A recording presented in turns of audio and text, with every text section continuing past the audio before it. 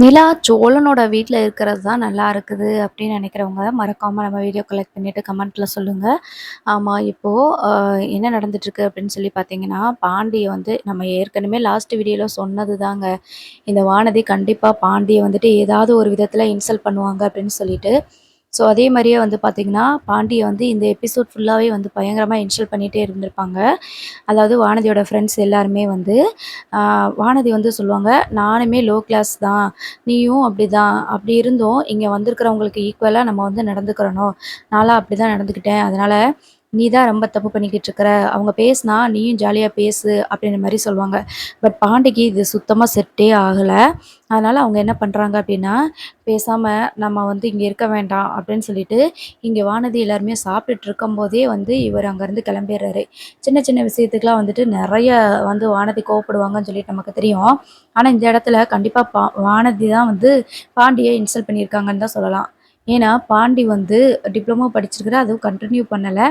Mechanic shop தான் வச்சிருக்காரு அப்படிங்கிறத வந்து வானதி மறைச்சு, அவங்க ஃப்ரெண்ட்ஸ் கிட்ட ஆட்டோமொபைல் இன்ஜினியரிங் முடிச்சிருக்காங்க அப்படின்ற மாதிரி பொய் சொல்லி வச்சிருக்காங்க.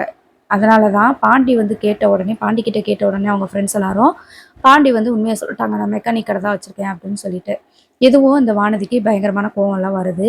ஸோ கூப்பிட்டு வந்து திட்டுறாங்க. "என்னடா பாண்டி இப்படின்னு சொல்ட்ட? நான் தான் சொல்லியிருக்கேன்ல, ஆட்டோமொபைல் இன்ஜினியரிங் சொல்லியிருக்கேன்னா, நீ ஆமான்னு மட்டும் சொல்லியிருக்க வேண்டியது தானே? உன்னை இவ்வளோ விலாவாரியா சொல்ல சொன்னாங்களா?" அப்படின்ற மாதிரி திட்டுறாங்க. ஸோ அந்த இடத்துல நம்மளா இருந்தாலுமே பயங்கரமா கோவம் வந்திருக்கும், வானதி பேசினதுக்கு. ஸோ இப்ப பாண்டி வந்து என்ன பண்றாங்க அப்படின்னா, ரொம்ப கோவப்பட்டு அந்த இடத்த விட்டு வெளியில வந்துடுறாங்க. ஆனா, அப்பதான் யோசிச்சு பார்க்குறாங்க, ஒருவேள வானதியோட ஃப்ரெண்ட்ஸ் எல்லாரும் எப்படி இருக்காங்களோ, அதே மாரி தான் நம்மளும் நடந்துக்கிறணுமோ! நம்ம தான் தப்பு பண்ணிட்டோமோ! அப்படின்ற மாதிரி நினச்சிட்டு இருக்கிறாங்க. அப்பதான் நிலாவுக்கு கால் பண்ணி, நிலா கிட்ட வந்து பேசுறாங்க. "நான் உங்கள பார்க்கணும், பார்க்கலாமா?" அப்படின்னு சொல்லிட்டு. ஃபர்ஸ்ட்டு சோழனுக்கு கால் பண்ணுவாரு. பட் சோழன் வந்து பிஸியா இருக்கிறதுனால, இந்த விஷயத்த இவங்க கிட்ட சொன்னா நல்லாயிருக்கும்னு சொல்லிட்டு, வந்து நிலாவ பார்க்குறதுக்காக வராரு. வந்துட்டு வானதி பண்ண விஷயம் எல்லாத்தையுமே வந்து சொல்றாங்க. சொல்லிட்டு, "நீங்க வந்து வானதி கிட்ட கண்டிப்பா சொல்லணும். என்னதான் இருந்தாலும் வானதி வந்து உங்கள விட்டு குடுத்துருக்க கூடாது. உங்ககிட்ட வந்து நீங்க இந்த மாதிரிலாம் பேசினது சரிதான். நீ உங்களுக்கு தான் சப்போர்ட்டா இருக்கணும். அவங்க பேசி சிரிச்சாங்க, உங்கள அவமானப்படுத்துனாங்கன்னா, வானதியும் கூட சேர்ந்து சிரிக்கிறது ரொம்ப தப்பு. நீங்க வந்து அப்படி கிடையாது. நீங்க எப்படி நேச்சரோ, அந்த நேச்சர மட்டும் தான் வானதி வந்து வெளியில சொல்லியிருக்கணும். வானதி மேல தான் தப்பு இருக்குது. ஆனா நீங்க கொஞ்சம் பொறுமையா எடுத்து சொல்லுங்க. நீங்க ஹர்ட் ஆயிருக்கீங்க. நீங்க மனசளவுல ரொம்ப வருத்தப்பட்டீங்க அப்படிங்கிறத வானதிக்கு புரிய வைங்க. அப்பதான் மறுபடியும் இந்த மாரி எதுவும் சொல்லாம இருப்பாங்க." அப்படின்னு சொல்லி நம்ம நிலா வந்து அட்வைஸ் பண்ணி அனுப்புவாங்க. அதுக்கப்புறமா பாண்டி இருந்துட்டு, "ரொம்ப நன்றிங்க. நான் இத போய் சொல்றேன்." அப்படின்னு. "என்ன பாண்டி தேங்க்ஸ் எல்லாம் சொல்லிக்கிட்டு? இதனால என்ன இருக்குது? ஆனா சண்டை போடாம பக்குவமா சொல்லுங்க." அப்படின்னு. "அவளா? நான் எதுக்கு என்கிட்ட சொல்லாம செய்யாம வந்த?" அப்படின்னு அவ தான் என்கிட்ட இப்ப சண்டை போட போறா. "இருந்தாலும் நான் சொல்றேன்." அப்படின்னு சொல்லிட்டு, நான் கூட நெனச்சேன், நம்ம தான் தப்பு பண்ணிட்டோமோ! அவங்க பேசின மாரி அவங்க கூட ஜாலியா பேசியிருக்கணுமா? இல்லைன்னா, என்ன நான் தான் இது பண்ணிட்டேனோன்னு சொல்லிட்டு எனக்கு ரொம்ப வருத்தமா இருந்தது. என் மேல தான் தப்பா இருக்குமோ! அப்படின்னு சொல்லிட்டு, அதனால தான் நான் உங்க கிட்ட பேசிட்டு போலான்னு வந்தேன் அப்படின்ற மாரி சொல்லுவாங்க. "கவலையப்படாதீங்க பாண்டி. நீங்க வந்துட்டு வானதி கிட்ட சொல்லி பாருங்க. புரியிற மாதிரி எடுத்து சொல்லுங்க." அப்படின்ற மாதிரி சொல்லுவாங்க. சரி ஓகே அப்படின்னு சொல்லிட்டு அங்கருந்து பாண்டி வந்து கிளம்பிருவாரு. உடனே என்னது இது? சோழனோட தம்பிலாம் வந்து இப்படி பேசிட்டு இருக்கிறாங்க அப்படின்னு, "என்னம்மா இது? இந்த வீட்ல யார் வேணாலும் எப்பனாலும் வரலாம், போகலான்னு சொல்லிட்டு, சும்மா சும்மா நீங்க வந்து இப்படி அவங்க வரும்போதெல்லாம் வந்து ஏதாவது ஒரு கேள்வி கேட்டுட்டே இருக்கிறீங்க. என்ன நான் இங்க இருக்கணுமா? இருக்க வேணாமா?" அப்படின்னு சொல்லி சொல்லுவாங்க. "என்னடா என்னடா என்னடா பிரச்சனை உனக்கும் அம்மாவுக்கும்?" அப்படின்னு சொல்லிட்டு மனோகர் வந்து கேட்கும்போது, "என்னப்பா இது? நீங்க என்ன சொல்லி இங்க கூட்டிட்டு வந்தீங்க? அந்த குடும்பத்த விட்டு என்னால வர முடியாதுன்னு சொன்னதுக்கு, நீங்க என்ன சொன்னீங்க? பரவாயில்லடா, அவங்க எப்பனாலும் வரட்டும், எப்பனாலும் வந்து பார்க்கட்டும், போகட்டும் அப்படின்னு தானே சொன்னீங்க. அவங்க வந்து பார்த்தா இவங்களுக்கு என்ன செய்யுது? அவங்க இத்தன நாளா என் கூடயே இருந்துட்டாங்க. இப்ப ஏதாவது ஒண்ணுன்னா என்கிட்ட தான் வந்து பேசுவாங்க." அப்படின்ற மாதிரி சொல்றாங்க. சரிடா, அவளுக்கு தேனுக்கு புரியாம பேசிட்டா.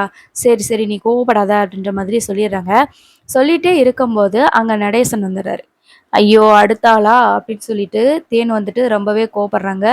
வந்ததுமே வந்து நடேசன பார்த்ததுமே, "வாங்க அங்கிள், என்ன அங்கிள்?" அப்படின்னு கேட்குறாங்க. "ஏம்மா நிலா எப்படி இருக்க? நல்லா இருக்கியா?" அப்படின்னு சொல்லி கேட்குறாங்க. நல்லா இருக்கேன் அங்கிள். நீங்க என்ன பண்றீங்க?" அப்படின்னா, "நானும் நல்லா தான் இருந்தேன்." "என்ன நீ இல்லாம அந்த வீடு வீடாவே இல்ல. ஒரு பையன் சொன்னபடி கேட்க மாட்டேங்கிறான். இஷ்டத்துக்கு ஆடிட்டு இருக்கிறான். வழக்கம் போல இஷ்ட நேரத்துக்கு போறான், இஷ்ட டயத்துக்கு வர்றான், விருப்பப்பட்ட டயத்துக்கு வரான். ரொம்ப மறுபடியும் பழசா மாறுற மாரி இருக்குதும்மா." அந்த வீட்ல இருக்கிறதுக்கே எனக்கு பிடிக்கலன்னா பார்த்துக்கோ. அதான் உன்னைய பார்க்கலான்னு சொல்லிட்டு கிளம்பி வந்துட்டேன். வரும்போது அந்த பாய் கடையில சிக்கன் 65 பொரிச்சது உனக்கு பிடிக்கும்ல, அத தான் வாங்கிட்டு வந்திருக்கேன் அப்படின்னு சொல்லிட்டு குடுப்பாரு. அது போக சமோசா சாப்பிடுவேல்ல உனக்கு, அதையும் வாங்கிட்டு வந்திருக்கேன். நல்லா சாப்பிடு என்ன அப்படின்னு சொல்லிட்டு வந்து குடுப்பாங்க.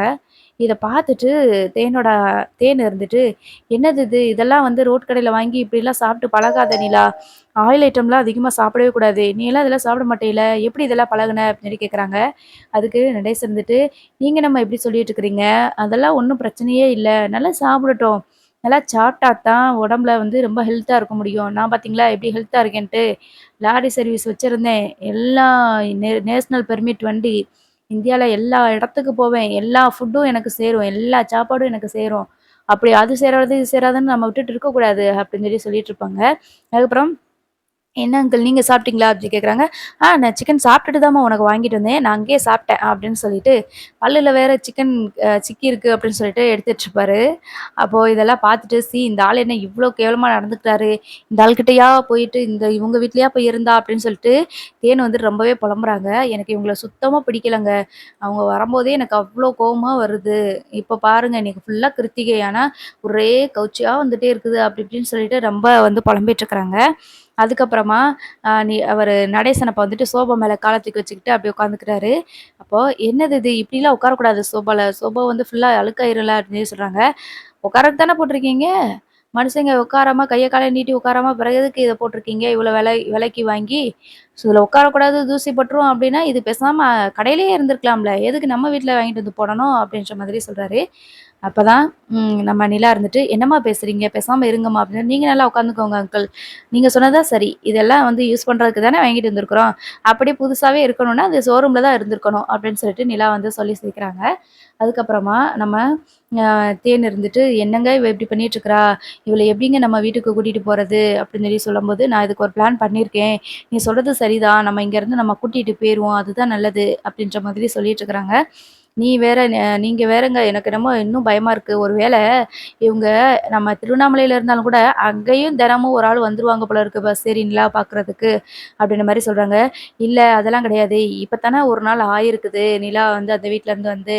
போக போக மறந்துருவாங்க." அதான் இவர் சொல்றாருல்ல, "நீ இங்கிட்டு வந்ததுக்கப்புறம் வழக்கம் போல எல்லாம் இவங்க இவங்க வேலைய பார்க்க ஆரம்பிச்சுட்டானுங்க." அப்படின்ற மாரி சொல்றாங்கல்ல. காலப்போக்குல மறந்துருவாங்க. ஒரு நாள் தானே இருக்கு. அதனால தான் மாத்தி மாத்தி வந்து பார்த்துட்டுருக்காங்க அப்படின்ற மாதிரி சொல்லிர்றாங்க. அதுக்கப்புறம் நடேசன் வந்துட்டு, "சரிம்மா எனக்கு ஒரு சவாரி வந்திருக்குது. நான் போயிட்டு வரட்டுமா?" அப்படின்னு சொல்லிட்டு கிளம்பிர்றாங்க. "சரி அங்கிள் பார்த்து ஓட்டுங்க வண்டிய." அப்படின்னு சொல்லிட்டு நிலா சொல்லிர்றாங்க. ஸோ கொஞ்ச நேரம் கழிச்சு நம்ம மனோகர் வந்துட்டு கேட்குறாரு, "என்னம்மா இது? உங்க வீட்டு ஆளுங்கலாம் ஒரு மார்க்கமா இருக்காங்க. எப்படி நிலா இதெல்லாம் நீ பழகுன? அதெல்லாம் கஷ்டமா இருக்குன்னு சொல்லி தான் அவங்க கஷ்டப்படக்கூடாதுன்னு சொல்லி தான் அவங்க கிட்டலாம் இப்படி பேசுறியா?" அப்படின்னு சொல்றாங்க. "அவங்க கிட்டலாம் நடிக்கிறியா?" அப்படின்னு சொல்றாங்க. "என்னப்பா என்னைய பார்த்தா அப்படியாப்பா தெரியுது? அவங்க கிட்ட நான் பேசி நடிக்கிற மாரியா தெரியுது? அவங்க என் மேல அவ்ளோ அன்பா இருக்காங்க. நானும் அவங்க மேல அவ்ளோ அன்பா, பாசமா இருக்கிறேன். எனக்கு அந்த குடும்பம் இல்லாம இருக்கவே முடியாது. அவங்கள ஒரு நாள் பார்க்கலைனாலும் எனக்கு எவ்ளோ கஷ்டமா இருக்கும் தெரியுமா?" அப்படின்ற மாரி சொல்லிட்டு இருக்கிறாங்க. "அப்புறம் எதுக்கு நீ அந்த குடும்பத்த விட்டு வந்த? அந்த குடும்பத்தையும், சோழனையும் பிடிக்கும்னு சொல்ற.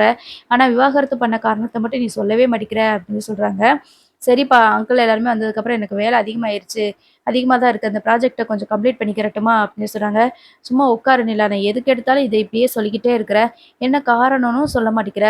ஆனா அந்த குடும்பம் உனக்கு ரொம்ப பிடிச்சிருக்குது. ஏதாவது காரணம் இருக்கும்ல. சோழன்கிட்டயும் நீ கோவப்பட மாட்டேங்கிற. சோழன்கிட்டயும் நல்லா தான் பேசுற. அப்போ இவள எல்லாரையுமே பிடிச்சிருக்கு. சோழனையும் பிடிச்சிருக்கு அப்படின்னா, விவாகரத்து மட்டும் ஏன் பண்ணணும் நீயி?" அப்படின்ற மாதிரி கேட்குறாங்க. நிலா இருந்துட்டு, "அதெல்லாம் இருக்கட்டும்ப்பா. நீங்க அத பத்திலாம் எதுவும் என்கிட்ட கேட்காதீங்க. இப்ப என்ன என்ன சொல்லணும் இப்ப உங்களுக்கு?" அப்படின்னாங்க. "அதாம்மா உனக்கு எதுக்கு விவாகரத்து ஆச்சுன்னு எனக்கு சொல்லணும்." அப்படின்னு சொன்னாங்க. "ஆயிருச்சுல்ல, விவாகரத்துன்னு ஒண்ணு ஆயிருச்சுல்ல. அது என்ன பிரச்சனையா இருந்தாலும் என்ன? எங்களுக்குள்ள உள்ளது தானே அது." அப்படின்ற மாரி சொல்றாங்க. "சரிடா, நீ ஒண்ணும் என்கிட்ட சொல்ல வேண்டாம். சரி இப்போ அண்ணன் மகளுக்கு கையலுக்கு வந்துட்டு பிறந்தநாள் வருது. நம்ம போய் பிறந்தநாள் கொண்டாடலாமா?" அப்படின்னு சொல்லுவாங்க. "ஆமால்ல, நான் மறந்தே போயிட்டேன்." அப்படின்னு சொல்றாங்க. "ஆமா, உனக்கு இப்ப இதுதான் ஞாபகத்துல இருக்கு. எங்களையே ஞாபகம் இல்ல. அப்புறம் எப்படி உனக்கு உங்க அண்ணன் மகள்லாம் ஞாபகம்லாம் இருக்கும்? எப்படி பாசமா இருந்தடி? அவளும் நிலாத்தன்னு எப்படி உன் மேல பாசமா இருந்தா? இப்படி நீ மறந்துட்டியே!" அப்படின்னு சொல்றாங்க. "ஐயோ! அதெல்லாம் இல்லம்மா. ஒர்க் ப்ரெஷர்ல, ஒர்க் டென்ஷன்ல அப்படியே விட்டுட்டேன். சரி பரவால்ல. இப்ப என்ன நம்ம அவங்க எல்லாரையும் இங்க சென்னை வர சொல்லலாம்ல? அவங்களுக்கும் கொஞ்சம் ரிலீஃபா இருக்கிற மாரி இருக்கும்ல. அண்ணி, அண்ணன், அப்புறம் பாப்பா எல்லாருமே இங்க வரட்டும். நம்ம இங்க பிறந்த நாள் செலிப்ரேட் பண்ணுவோம். என்னோட குடும்பமும் வரும்ல. அவங்களையும் கூட கூப்பிட்டு வச்சு நம்ம செலிப்ரேட் பண்ணலாம் அப்படின்னு சொல்றாங்க. என்னடா இப்படி சொல்லிட்டு இருக்கிற? நான் மொத உன்னைய வந்து கூப்பிட்டுட்டு ரொம்ப நாள் கழிச்சு உன்ட்ட பேசிட்டு இருக்கிறோம்.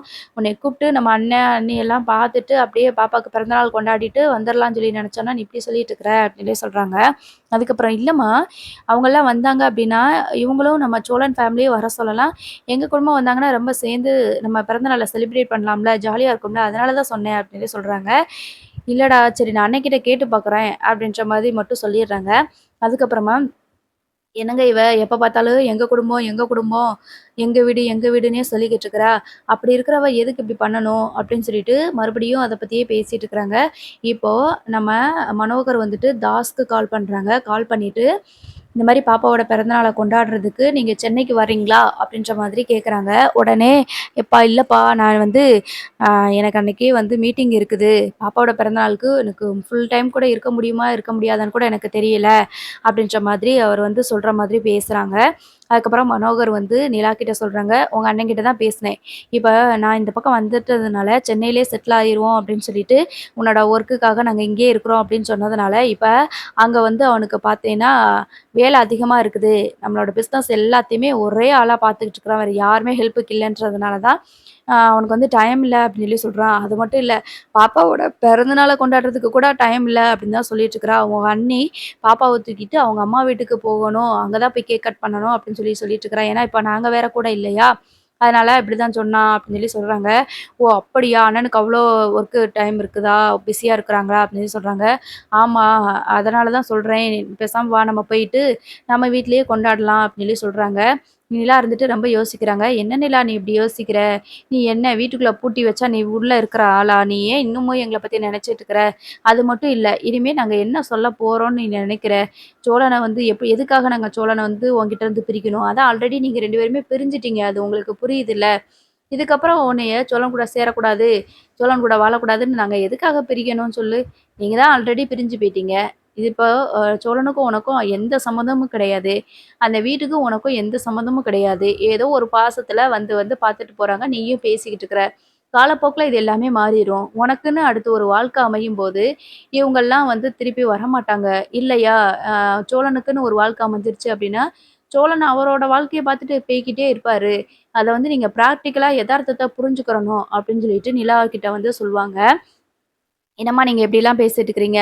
அப்படிலாம் அந்த குடும்பத்த விட முடியாது." அப்படிங்கும்போது, "என்னடி பேசிட்டு இருக்கிற? எனக்கு கோவம் வருது பார்த்துக்கோ. அப்புறம் எதுக்கு நீ வந்து விவாகரத்து பண்ணிட்டு இப்படி வந்து உட்காந்துக்கிட்டு இருக்கிற? எதுக்கு நீ விவாகரத்து பண்ண? அந்த குடும்பம் தான் வேணும் அப்படின்னு சொல்லி சொன்னேன்னா, உனக்கு அடுத்து ஒரு குடும்பம்னு ஒண்ணு வரப்போகுதுன்னு தெரிஞ்சுக்கோ. உனக்கு அடுத்து இந்த கல்யாணம் விருப்பம் இல்லாம விருப்பப்பட்டோ, விருப்பம் இல்லாமலோ உன் விருப்பப்படி நீ நடத்திட்ட. அதுலயும் நீ வந்து நல்லபடியா வாழல. சரி நாங்க ஏற்பாடு பண்ண கல்யாணத்தையாவது நீ கல்யாணம் பண்ணிக்கிறன்னு பார்த்தனா, அங்கருந்து நீ ஓடி வந்து தான் இவன கல்யாணம் பண்ண. இவன் கூடயாவது நல்லபடியா வாழ்வேன்னு பார்த்தனா, இதுவும் இப்படி போயிருச்சு. இப்ப நாங்க என்ன செய்யணும்னு நெனச்சுக்கிட்டு இருக்கிற உனக்கு? நல்லபடியா இன்னொரு வாழ்க்கை அமைச்சு தருவோம். நம்ம பிள்ளைய நம்ம கூட்டிட்டு போவோம்ன்னு சொல்லிட்டு நம்ம நெனச்சுக்கிட்டு இருந்தோம்னா, ரொம்ப இது பண்ணிக்கிட்டு இருக்கிற அப்படின்னு சொல்றாங்க. என்னப்பா அம்மா வந்து இப்படி பேசிட்டு இருக்கிறாங்க? வேற வாழ்க்கை அமைச்சு தர போறீங்களா? அதுக்கு தான் என்னைய கூப்பிட்டு வந்தீங்களா? அப்படின்ட்டு நிலா வந்து கோவப்படுறாங்க. என்ன இல்லம்மா அவ வந்து ஒரு எதார்த்தமான விஷயத்த பேசிக்கிட்டு இருக்கிறா. விவாகரத்து ஆயிருச்சு. உனக்கும் அந்த குடும்பத்துக்கும் சம்மந்தம் இல்லங்கிறத நீ புரிஞ்சுக்கிறணும். அப்படின்னு சொல்லி சொல்றாங்க. அது மட்டும் இல்ல. இவள மட்டும் நான் சொல்லல. அந்த சோழனோட வாழ்க்கையும் தான் நான் நெனச்சு சொல்லிட்டு இருக்கிறேன். அந்த பையன நீ கல்யாணம் பண்ண, பிறகு ஏதோ ஒரு பிரச்சனையில வேண்டான்னு சொல்லி விட்டுட்டீங்க. இனி அந்த பையனுக்கும் வேற ஏதாவது ஒரு பொண்ண பிடிச்சிருந்து ஒரு வேற பொண்ண கல்யாணம் பண்றதுக்கு வாய்ப்பு இருக்குதுல்ல.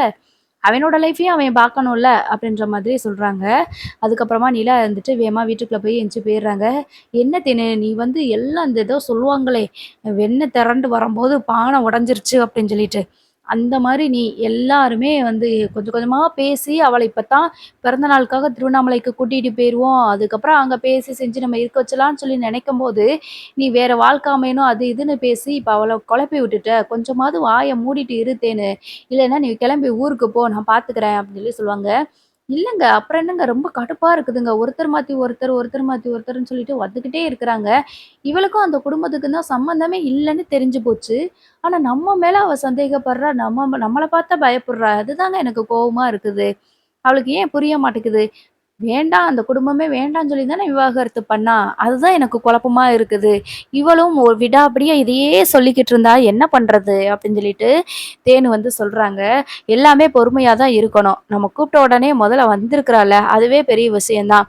இந்த இதுல இருந்து அவ மீண்டு வரணும். இப்பதான் விவாகரத்து ஆயிருக்கு அப்படின்னாலும், அந்த குடும்பத்து மேல அவ கொஞ்சம் பாசம் வச்சுட்டா. அவளும் இவங்க அந்த குடும்பமும் இவ மேல கொஞ்சம் பாசம் வச்சுட்டாங்க. இதெல்லாம் கொஞ்சம் மாறணும். காலப்போக்குல எல்லாமே மாறிரும். அத தெரிஞ்சுக்காம நீயும் அவளுக்கு சரிசமமா உட்காந்து கத்திக்கிட்டு இருக்கிற. இப்படி நீ எல்லாத்தையும் இது பண்ணிட்டு இருந்தன்னா, கடைசியில நமக்கு தான் பிரச்சனையா முடியும் பார்த்துக்கோ. அவ மனசு மாறி வந்தாலும் பிறகு நம்ம மேல சந்தேகப்பட ஆரம்பிச்சுருவா. இவிங்க நம்மள கூட்டிட்டு போய் கல்யாணம் பண்ணி வச்சுருவாங்களோ அப்படின்னு சொல்லிட்டு. அதனால கொஞ்சம் வாய மூடிட்டு நீ இரு. அது போதும் அப்படின்ற மாதிரி சொல்றாங்க. என்னமோ பண்ணுங்க அப்படின்னு சொல்லிட்டு தேனு வந்து போயிர்றாங்க. அதுக்கப்புறமா இவங்க எப்படியாவது திருவண்ணாமலைக்கு பேசி செஞ்சு கூப்ட்டு போவாங்கன்னு நெனைக்கிறேன். பாப்போம் அடுத்து என்ன நடக்குதுன்னு.